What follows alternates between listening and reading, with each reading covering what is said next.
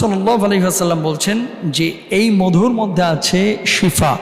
কালো জিরার ব্যাপারে যেমন আল্লাহ রাসূল সাল্লাল্লাহু আলাইহি ওয়াসাল্লাম বলেছেন যে মৃত্যু ছাড়া সমস্ত রোগের প্রতিষেধক হচ্ছে এই কালো জিরা।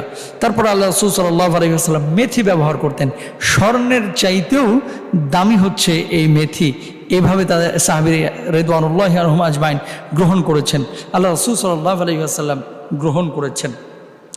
কালো জিরা যদি আপনি গ্রহণ করেন আপনার ত্বক ভালো থাকবে। কালো জিরা নাক দিয়ে শুঁকলে সর্দি ভালো হয়, মস্তিষ্ক পরিষ্কার থাকে, তারপরে ভেতরের জীবাণুগুলো ধ্বংস হয়।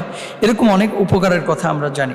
আজকে গ্যাস্ট্রিকের যে সমস্যাটা বাংলাদেশের মানুষের, দেখেন রাসূল আকরাম সাল্লাল্লাহু আলাইহি ওয়াসাল্লাম তৈলাক্ত খাবার কিন্তু আমরা যেভাবে খাই সেভাবে কিন্তু আল্লাহ রাসূল সাল্লাল্লাহু আলাইহি ওয়াসাল্লাম খান নাই। নবীজি সাল্লাল্লাহু আলাইহি ওয়াসাল্লাম গরম খাবার অপছন্দ করতেন। দেখেন তরমুজ টাইপের যে খাবারগুলো, বাঙ্গি টাইপের যে খাবারগুলো আল্লাহ রাসূল সাল্লাল্লাহু আলাইহি ওয়াসাল্লাম পছন্দ করতেন।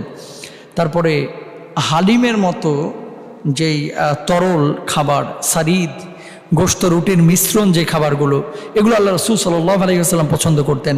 নবীজি মধু পছন্দ করতেন। আল্লাহ নবী সাল্লাল্লাহু আলাইহি ওয়াসাল্লাম তারপরে ছাগলের গোশত পছন্দ করতেন।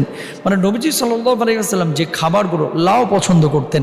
যতগুলো খাবার মেনু আল্লাহ রাসূল সাল্লাল্লাহু আলাইহি ওয়াসাল্লামের রয়েছে, এই খাবার মেনুগুলো আপনারা খেয়াল করলে দেখবেন যে ম্যাক্সিমাম খাবার কিন্তু পেটের মধ্যে যাওয়ার